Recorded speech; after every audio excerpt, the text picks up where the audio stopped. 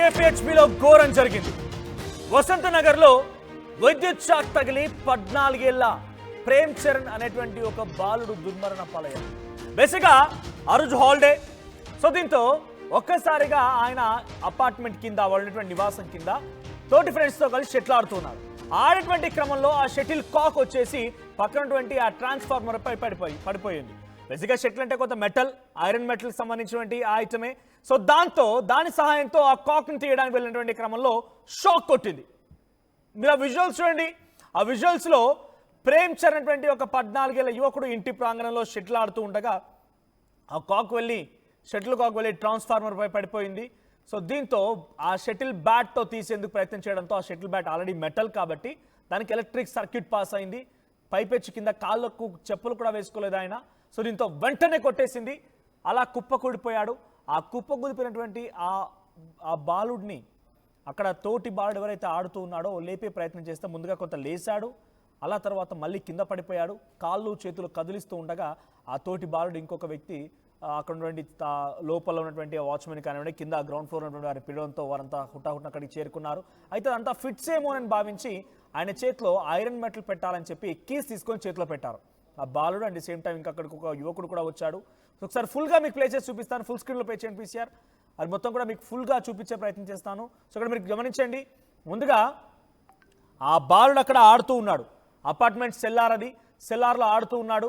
So ఆ shuttle కాక్ వెళ్ళిపోయి ఆ ట్రాన్స్ఫార్మర్ పడిపోయింది. ఒకసారి ఫస్ట్ నుంచి ప్లే చేయండి. సో దాంట్లో ఆ షటిల్ బ్యాట్తో ఆ కాక్ని తీసే ప్రయత్నం ఆ బాలుడు చేస్తూ ఉండగా షాట్ కొట్టింది. మీరు చూస్తే ఆ ఫస్ట్ నుంచి విజువల్స్లో కనుక చూస్తే ఎస్ ఇక్కడ చూడండి, బిఫోర్ అండ్ ఆఫ్టర్ విజువల్స్ చూపిస్తున్నాము. సో ఫస్ట్ విజువల్ని ఫుల్గా మీకు ప్లే చేసి చూపిస్తాను. దాంట్లో ఆ ఫైర్ కనబడుతోంది. అక్కడ టచ్ అవ్వగానే ట్రాన్స్ఫార్మర్ని ఆ షటిల్ బ్యాట్ టచ్ అవ్వగానే చేతిలో ఆ మంటలు కనబడుతున్నాయి. సో వెంటనే కుప్పకూలిపోయాడు. ఇంకో తనతో పాటు ఆడుకునండి ఒక ఫ్రెండ్ అక్కడికి చేరుకున్నాడు. ఆ బాలుడిని లేపే ప్రయత్నం చేస్తే ఎస్ ఇక్కడ చూడండి మీరు, ఆ ఫైర్ కనబడుతోంది. చేతిలో ఆ మంటలు కనబడుతున్నాయి. చేతిలో మంటలు మీరు కనబడుతున్నాయి. సో అలా కుప్పకూలిపోయాడు. వెంటనే ఆ ఫ్రెండ్ అక్కడికి వచ్చి ఆ వ్యక్తి ఆ బాలుడిని లేపే ప్రయత్నం చేస్తే కొంత లేచేందుకు ప్రయత్నం చేశాడు. సో ఆ లేచి మళ్ళీ కింద పడిపోయాడు.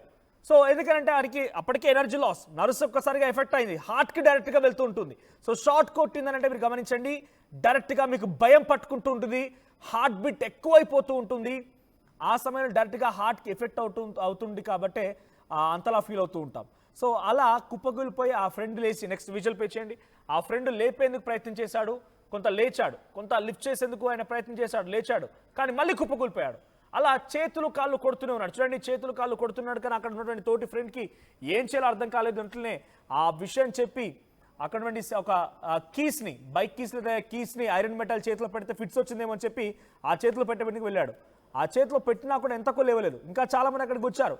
చాలామంది అక్కడికి చేరుకొని ఆ బాలుడిని లేపేందుకు ప్రయత్నం చేశారు. అక్కడ ఇంకొంత ఐరన్ మెటల్ని కూడా ఆయన చేతిలో పెట్టే ప్రయత్నం చేశారు. చాలామంది అక్కడికి చేరారు.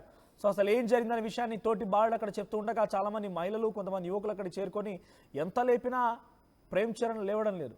చూడండి, కళ్ళు ఎదుటే. ఇక్కడ విజువల్స్ మీరు ఫస్ట్ నుంచి గమనించండి. అంతా బాగానే ఉంది. అక్కడ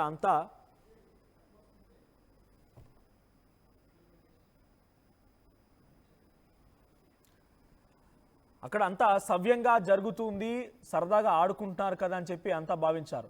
కానీ అంతలోనే మీరు అక్కడ గమనిస్తే ఆ విజువల్స్లో ఆ బాలుడు ఒక్కసారిగా అసలు అక్కడ కాక్ పడుతుందని వారి తల్లిదండ్రులు ఊహిస్తారా? అందుకే చెప్తుంటారు, పిల్లలు ఆడేటప్పుడు జాగ్రత్తగా చూడండి, ఒక కంట కనిపెడుతూ ఉండండి అని చెప్పి ఎందుకు పెద్దలు చెప్తారంటే, ఇలా చూడండి, ఆ కాక్ అక్కడ పడిపోవడంతో ఆయనకి తెలియదు. అక్కడ ఒక కర్ర లాంటిది ఏదైనా ఉపయోగించుంటే కాకు వచ్చేదేమో, లేదా ఇంకెవరికైనా పెద్దలకు చెప్పుంటే వాళ్ళు తీసేవాళ్ళేమో. కానీ అప్పటికే ట్రాన్స్ఫార్మర్ అంటే ఆ అపార్ట్మెంట్ మొత్తానికి కరెంట్ పాస్ అయ్యేటువంటి ఆ ట్రాన్స్ఫార్మర్ ఇక్కడ ఈ వ్యక్తి వెళ్ళి ఆ మెటల్ బ్యాట్తో అలా టచ్ చేయడంతో షార్ట్ సర్క్యూట్ కొట్టింది. సో ఎవరైనా పెద్దవాళ్ళు ఉన్నా లేకపోతే ఇంకెవరైనా గమనించినా కూడా దాన్ని కర్రతో తీసేవారా లేకపోతే ఇంకోటి కొనుక్కొచ్చుకోవారా అది వేరే విషయం. కానీ తెలిసి తెలియక పాప మా బాలుడు చూడండి, సరదాగా ఆడుకుందాం అనుకున్నాడు. హాలిడే 10th రోజు జరిగింది. మన సీసీటీవీ ఫుటేజ్లో మీరు గమనిస్తే 10th డేట్ కనిపిస్తుంది చూడండి. సో 10th డేట్ రోజు జరిగింది, అంటే నిన్న సండే కాబట్టి ఇలా ఆడుతూ ఒకసారిగా అలా కుప్పకూడిపోయాడు. కళ్ళు ఎదుటే తన ఫ్రెండ్, తనతో పాటుగా అప్పటి వరకు ఆడుకుంటున్నటువంటి ఆ ఫ్రెండ్ ఒక్కసారిగా అలా కుప్పకూలిపోవడం, మరోవైపుగా చాలామంది అక్కడికి వచ్చినా కూడా ఎవరు కాపాడలేకపోవడం. నిజంగా కళ్ళెదుటే జరిగినటువంటి ఈ సంఘటనలు చూసి విజువల్ చూస్తే మీకే అనిపించాలి ఎంత ఎంత అక్కడ ఒక దుర్ఘటన చోటు చేసుకుందనేది. అప్పటిదాకా ఆడుతూ సరదాగా అలా గడిచిపోయింది. కానీ అంతలోనే ఇప్పుడు అర్థం చేసుకోండి, 10వ తరగతి చదువుతున్నటువంటి ఆ విద్యార్థి 14 ఏళ్ల బాలుడు కిందికి వెళ్ళి ఆడుకొని వస్తానమ్మా అని చెప్పి కిందికి వచ్చాడు. ఆడుకొని మళ్ళీ వస్తానని చెప్పిన ఆ బాలుడు తిరిగి రాని లోకాలకు వెళ్ళిపోయినటువంటి ఆ ఘటన ఆ తల్లిదండ్రులు ఎంతలా బాధించి ఉంటుంది, ఆ తల్లిదండ్రులు ఎంతలా రోధించి గుండెలు పగిలలా ఏడ్చి ఉంటారు చెప్పండి. ప్రస్తుతానికి ఈ విజువల్స్ వైరల్గా మారాయి. మా ప్రతినిధి పెట్రిషా కూడా అందుబాటులో ఉన్నారు. పెట్రిషా, సో ఏం జరిగింది, ఈ ఘటనలో అప్డేట్స్ ఏంటి? ఇప్పుడు ఆ తల్లిదండ్రులు డెఫినెట్గా తల్లిదండ్రుల యొక్క రోదనని ఆ బాధని మనం మాటల్లో చెప్పలేము. సో అక్కడ ఆ సందర్భంలో ఎవరైనా పెద్దవాళ్ళు ఉన్నా కూడా చూసి కర్రతో తేయడం లాంటి చేసేవారు. మెటల్ బ్యాట్, అది కూడా షటిల్ కూడా మెటల్ బ్యాట్ కాబట్టి షార్ట్ సర్క్యూట్ పాస్ అయింది. అప్డేట్స్ ఏంటి? హైదరాబాద్ కేపీహెచ్పిలో దారుణ సంఘటన జరిగింది. ఒకవైపు 14 సంవత్సరాల బాలుడు షటిల్ ర్యాక్స్ ఆడుతున్న సమయంలో అక్కడున్న ఎలక్ట్రిక్ వైర్స్ వద్ద ఏదైతే కాక్ చిక్కుకొని ఉండడం, దాని తర్వాత కాక్ షటిల్ ర్యాక్ తో తీసేసిన సమయంలో అతనికి కరెంట్ షాక్ తగ్గడం, వెంటనే అక్కడనే పడిపోవడము, దాని తర్వాత ఎలక్ట్రిక్ షాక్ కు రావడము, స్పాట్ లో చనిపోవడం, ఇదంతా కూడా హాస్పిటల్ తీసుకెళ్లినప్పటికీ కూడా అప్పటికే మృతి చెందారంటూ కూడా హాస్పిటల్ యాజమాన్యం చెప్పడం, దాంట్లో కూడా వైరస్ నగర్ ఘటన కేపీహెచ్పిలో జరిగింది.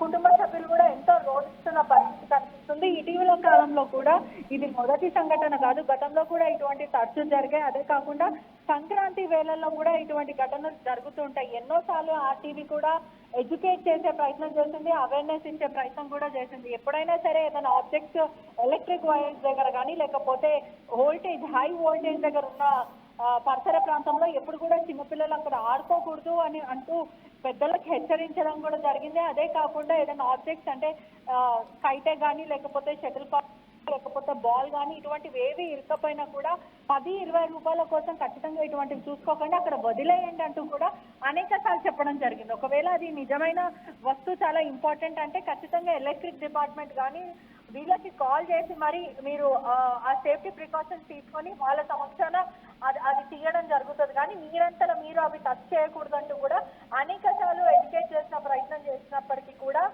ఇటువంటివి అన్ఫార్చునేట్లీ పిల్లలకి అవగాహన లేకపోవడం వల్ల జరుగుతుంది. అదే కాకుండా వాళ్ళు అనుకోరు, అంటే వైర్స్ చూడడానికి సేఫే ఉంటాయి కదా, ఎందుకు షాక్ కొడతాయని ఒక అనుమానం వస్తుంటది. కానీ ఎప్పుడైనా సరే ఎలక్ట్రిక్ వైర్స్ ఏ క్షణంలో అయినా కూడా కరెంట్ షాక్ తడగడం జరుగుతుంది, అంటే ప్రధానంగా కరెంట్ షాక్ కొడుతూ ఉంటది. అదే కాకుండా హై వోల్టేజ్ ఏరియాస్ ఏదైతే ఎక్విప్మెంట్స్ కానీ ఫెన్సింగ్ కానీ ముక్కకూడదు. ఖచ్చితంగా చూడడానికి చాలా సేఫ్ గా కనిపిస్తుంటాయి కానీ ఇవి ఖచ్చితంగా సేఫ్ కాదు. ఆ కుటుంబం కూడా ఎంతో రోధిస్తున్న పరిస్థితి. అంటే చేతికి వచ్చిన కొడుకు 14 సంవత్సరాలు, ఇప్పుడే 10th క్లాస్ ఉన్నాడు, స్నేహితుడితో కలిసి షటిల్ ర్యాక్ ఆడుతున్నారు. కుటుంబ సభ్యులు కూడా అప్పుడే పక్కకే ఉన్నారు, అదే ఫస్ట్ ఫ్లోర్ లో చూస్తూ కూడా ఉన్నారు. కళ్ళ ముందు కొడుకు చనిపోవడం అనేది కూడా తల్లికి ఎంతో బాధాకరమైన విషయం అని చెప్పొచ్చు.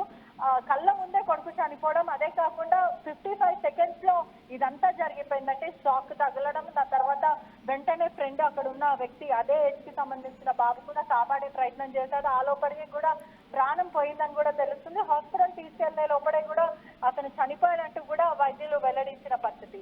కానీ ఇటువంటి ఘటనలు ఖచ్చితంగా విక్టిమ్ ని ఎప్పుడు కూడా ఇటువంటి ఎలక్ట్రిక్ షాక్ జరిగినప్పుడు డైరెక్ట్ గా ముట్టుకోకూడదు.